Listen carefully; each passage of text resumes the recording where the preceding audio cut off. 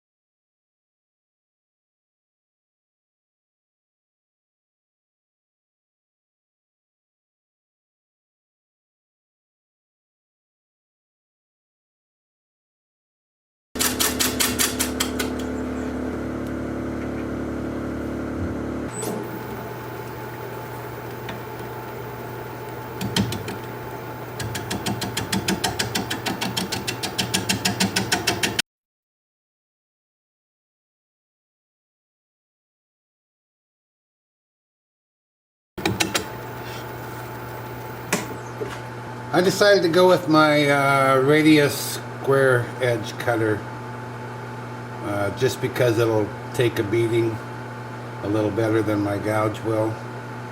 I don't want to be sharpening every 5 minutes. I don't particularly like to use these. They're just not a favorite, but I'm going to try it for this for a while. Just to get it roughed out.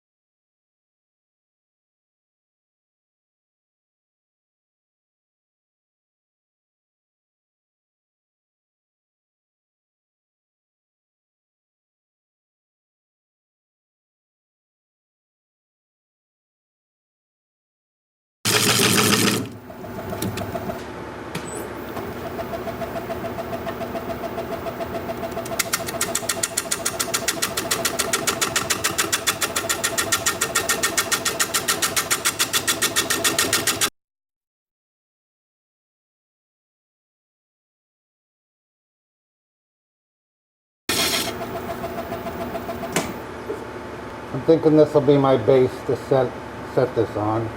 Need to clean it up a little bit and probably make it a little bit taller.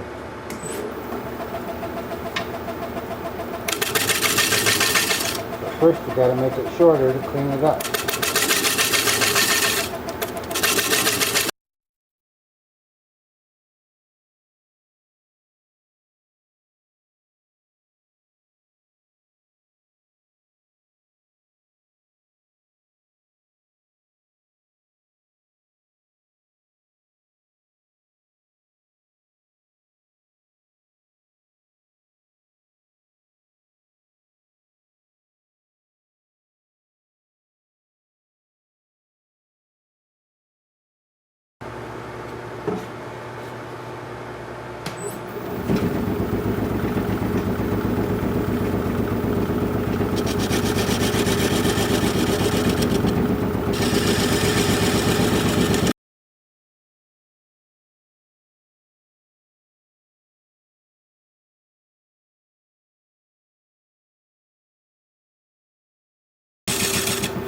Good. A little higher speed would be nice, I can tell you.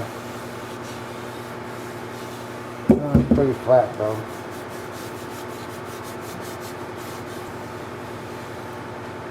So I think we're ready for a recess. I need about 3 3/4 inches.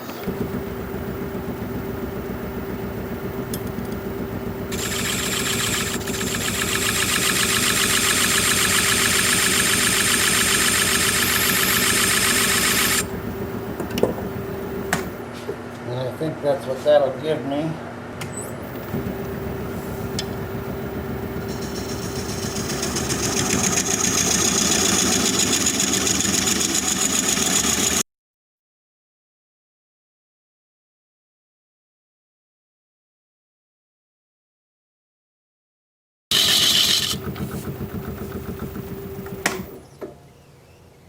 I'm going to go ahead and use my recess tool since I have one.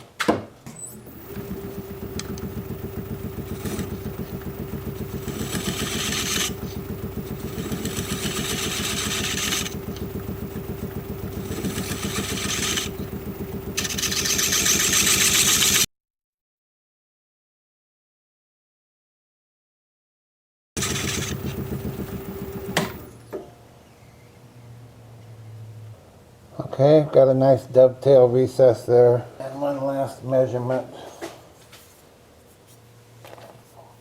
And that should be about a 1/16 over what I need, which is just fine.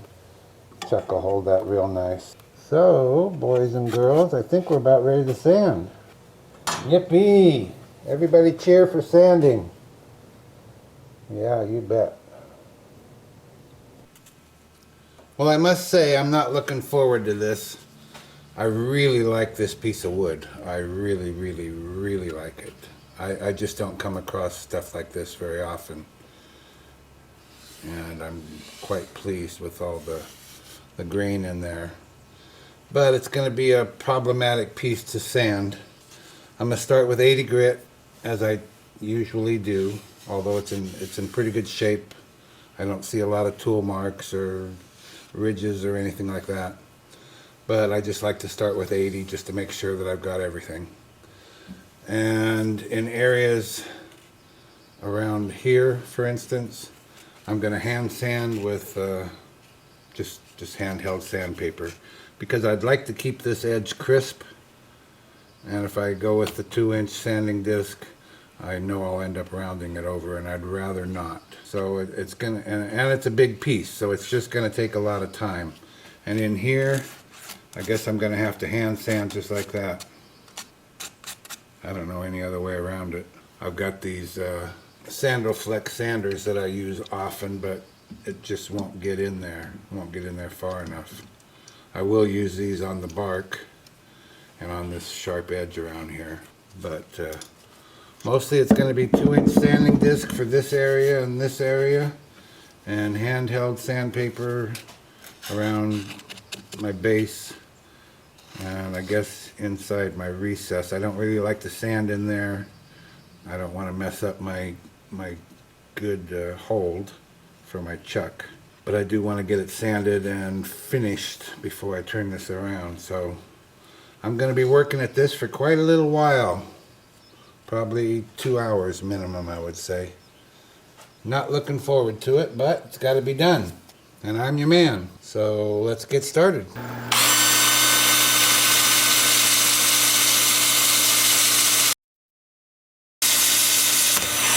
Whoa! Yeah, that happens sometimes. Here's what happened. Came apart. And I'm sure it's because I didn't have it tipped up and away enough. And it probably caught this or this. Luckily I have more of them. I will repair this. I can glue that back on there. But I've got another one, so I'll get to that. Alright, let's try this again. See, I've gotta hold it up so that when this comes around or whatever caught me, it's not like that. It's gotta be up like that.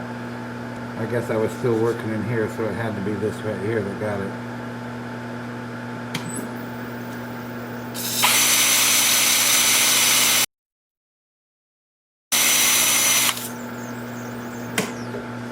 Well, I'll be slaving away, and I'll get back to you when I get the sanding finished. And I'm just not sure what kind of finish to put on here yet. I'll probably start with sanding sealer. I'm not sure, or I might go with Danish oil. I don't know. So we'll talk to you later. Well, I tried my 2-inch sanding disc, and did I say 2 hours? Let's make it about 6. I tried my 2-inch sanding disc, and there's so much bouncing around going on that I couldn't really get a good sanding job done. I couldn't get a good finish on there. I could do it in here pretty well. Out here was just dang near impossible. So I resorted to these, and I have these in 4 grits, 60. I went to 60, then 80, then 120. And this is 180, and I sand it like this.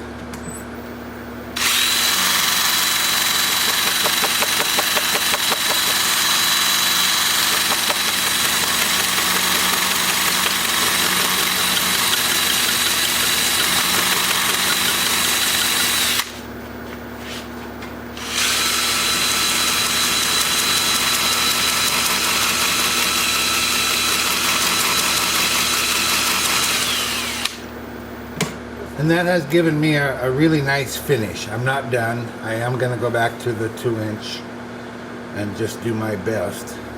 So this is 180. I'll start at 240,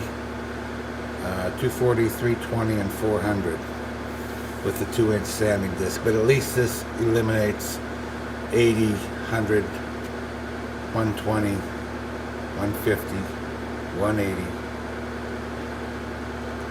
This eliminates all of those. So that's going to save me quite a little bit of work. And then what I'm going to do, and I've already done this, I was just showing you so you could see how that works. Now what I'm going to try and do, hang in there, to get into this Pac-Man slot here. Still looks like Pac-Man to me. I took a 1/2-inch dowel, cut a slot in it. This is 100 grit, and I'll go through the grits. I don't know how that's going to work. I haven't tried it yet, so let's find out. I'll do it from both sides of this because I'm only going to get one side of the sandpaper here, so then I'll turn around and go the other way. So we'll try and see how that's going to work, because I don't know. I guess I'm in reverse.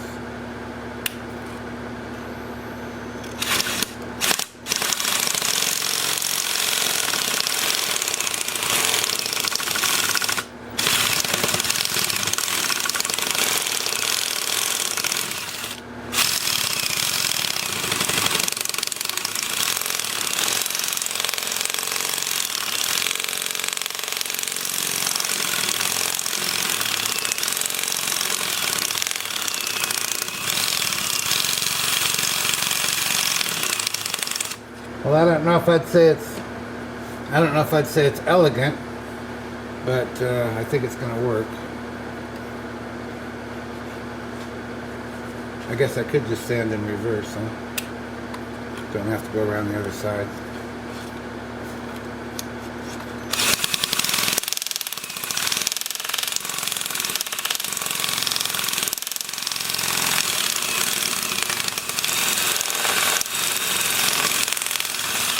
Yeah, I think that's going to work. Like I said, not elegant, but functional. So I will do that. I'll finish this up. I'll go through, I have these sandpaper strips up through 400 or even 600, I guess. So I'll do that, and then I'll go back to my 2-inch, and you've already seen that process. So I'll see you back here when it's time to put on some sanding sealer, or whatever we decide to go with. Later.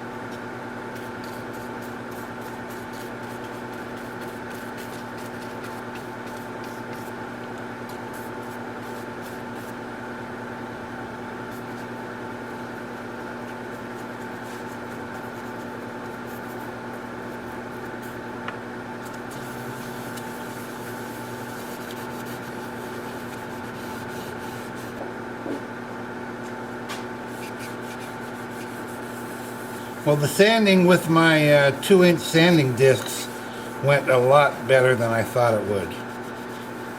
I guess I was more careful, more aware of these openings, and I didn't have any issues at all. So where I thought I was going to be 6 hours or something sanding this, ended up being more like 4.5, which is a lot, but maybe not quite as bad as I had thought it might be. And I decided to go with Danish oil, and so far I'm glad I did. I didn't really want a high gloss finish on this, which is probably what I typically do, or at least a medium gloss. I didn't really want much of a gloss at all. All I'm interested in doing is bringing out that wonderful grain. Isn't that beautiful? I don't know, maybe you guys get this kind of stuff all the time. I do not. And I don't know if you call that bird's eye. This is cherry. Let me know what kind of wood, or what do you call that? Is that bird's eye cherry? Whatever it is, I love it. And I think I'm going to be really pleased with this piece. I still don't quite know what I'm going to do with the top. I think it's just going to be a very shallow dish kind of a thing. Man, that is pretty. Anyway, I'll get the second coat on, we'll let it set overnight, and tomorrow we can turn this around and start working on the top side. So have a good one.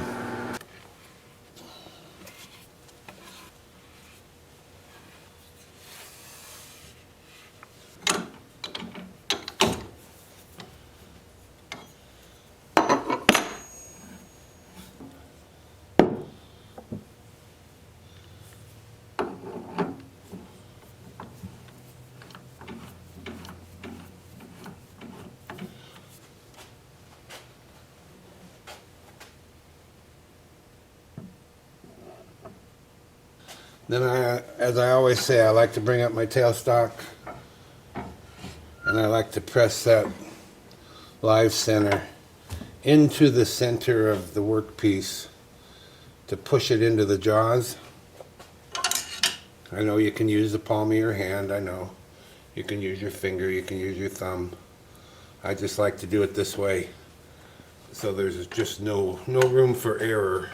So keep the jaws loose until you drive that in, and then tighten them up good. So I'll get my mask and my face shield and my freshly sharpened bowl gouge, and we'll get at this. Now, I think I mentioned early in the video that I thought this was end grain, and obviously it is end grain. So that does make it a little tougher, not impossible to cut. Obviously, did the bottom side, so we'll be able to do the top side. I'm going to start out with the 5/8 inch bowl gouge, but I might have to switch to carbide square cutter or the square cutter with a radius edge as we go along. But I'm going to try the 5/8 inch bowl gouge first.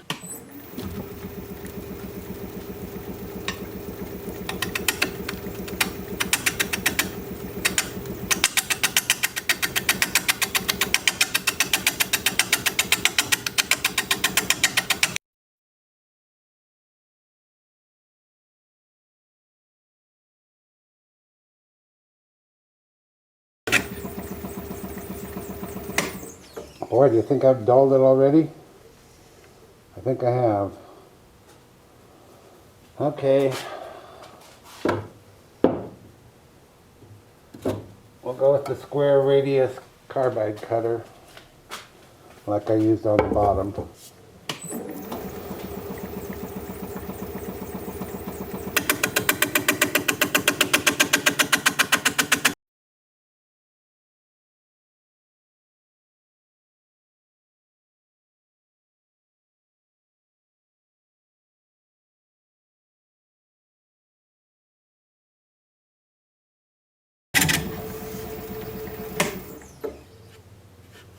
I'm going to try a round cutter.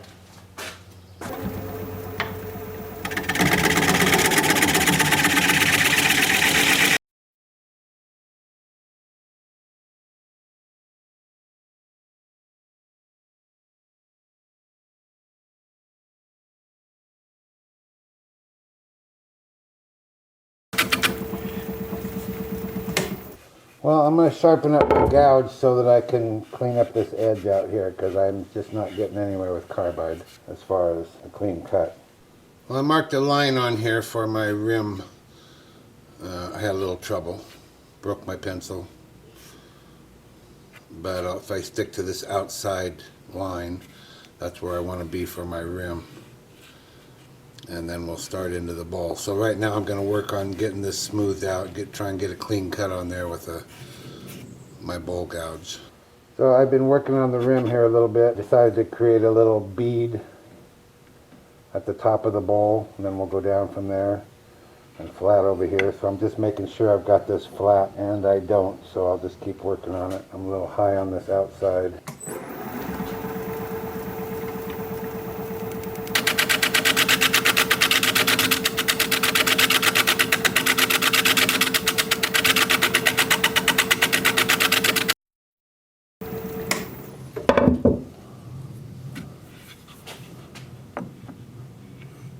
I wonder how far I'd get with a square edge scraper. Is that a bad idea?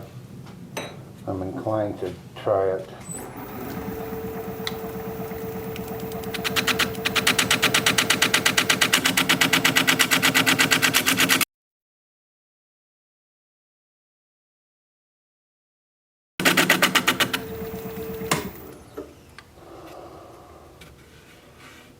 Oh, way better. Way better. Good idea.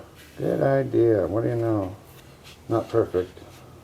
Got a little bit to do right here in that side.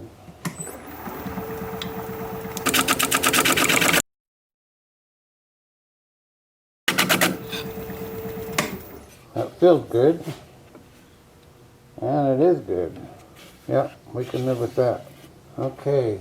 I feel so accomplished. Alright, now we can start down into our bowl. And what are we going to use for that? My gouge just keeps going dull on me right quick. This is some hard wood and then end grain besides, so we will get back to the gouge, but I'm going to stick with the round nose carbide cutter.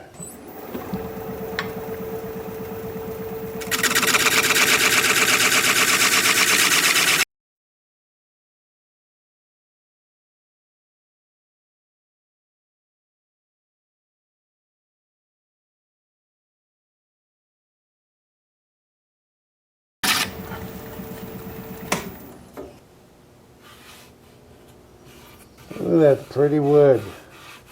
I sharpened my bowl gouge for use in a moment, and I rotated the cutter on my round cutter here.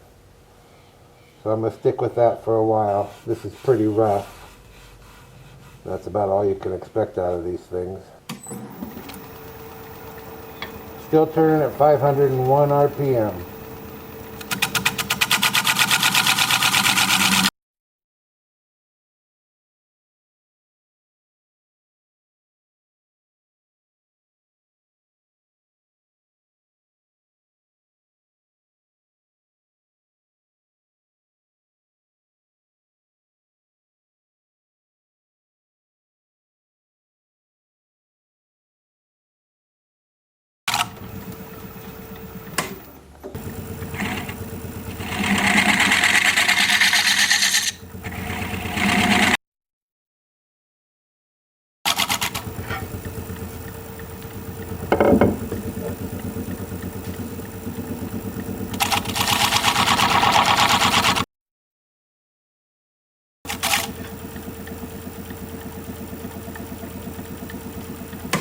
Alright, what am I going to use to get after that bead? I'm going to scrape the inside here. And I'm just not going to go any thinner. It's too scary.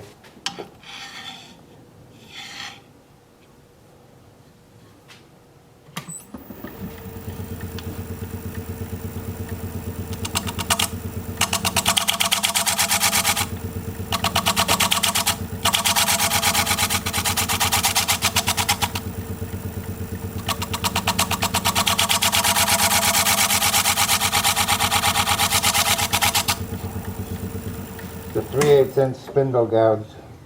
Bark's holding up, that's good.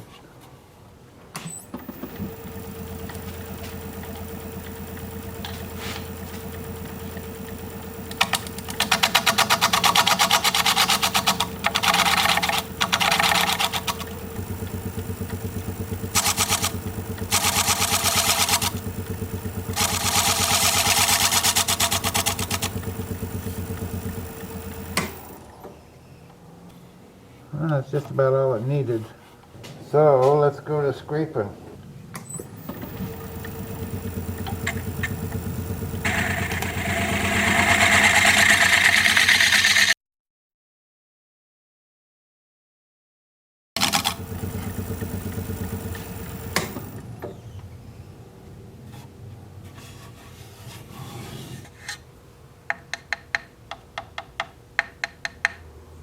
I'm still raised in the middle there.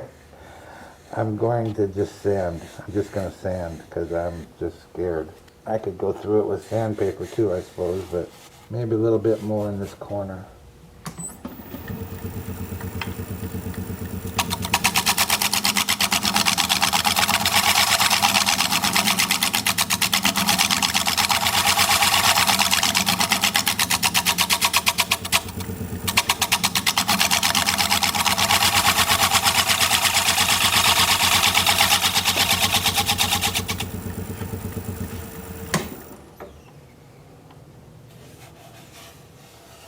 Oh yeah, that's nice. That's nice. Sanding time, and we'll start with the bark.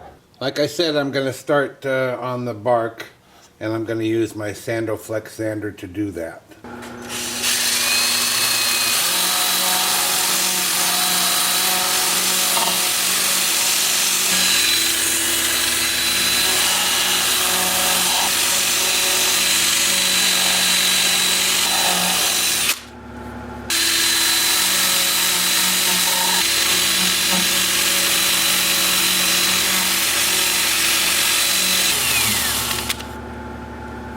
It really makes quite a difference.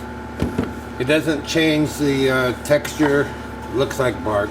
It just feels so much nicer when you're done, and it's clean.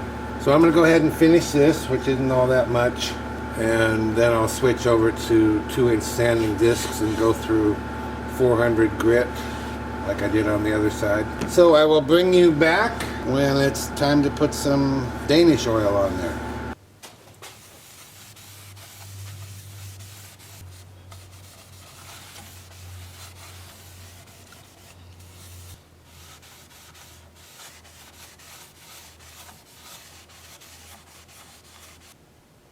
Well, obviously the sanding is done, and it was a bear, just like it was on the bottom of this piece. Just difficult. And I've turned pieces, you know, that are not like this, not so dang beautiful. I just love this grain. But I've turned pieces that are irregular and have bark inclusions and have gaps in them like this sort of thing. And I don't know what makes this one different, but it is different. But I got it done, and I'm pretty happy with it. I'm not totally happy with it, but I'm pretty happy with it. I wish it was just a little bit better job. I did my very best. I would say the bottom is better than the top here is. But it looks pretty good. And while I'm doing this, I'm going to put another coat on. I won't show it to you, but I'm just going to reach around behind here and put another coat on what I did yesterday with the bottom, just because I'm afraid some of this might be running over. I can't really see it until I move the light back there, so I need to get back there right quick and take care of that. So this is the first coat. I gotta wait a half an hour, come out here and put on a second coat after half an hour, wait 15 minutes and wipe that off. So there we have it. One platter in the books. I'm very pleased with this piece. It's lighter than I would have guessed it would be. It looks pretty heavy. I'd have it measured. It looks like about 1 inch thick now. If you like this video, please give me a thumbs up. I'd appreciate it. If you're a subscriber, I appreciate that very much. Thank you. If you're not a subscriber, go ahead and become one. I put out regular videos, about 1 a week. Comment, please. Is this what you'd call bird's eye cherry? I think that's what it is.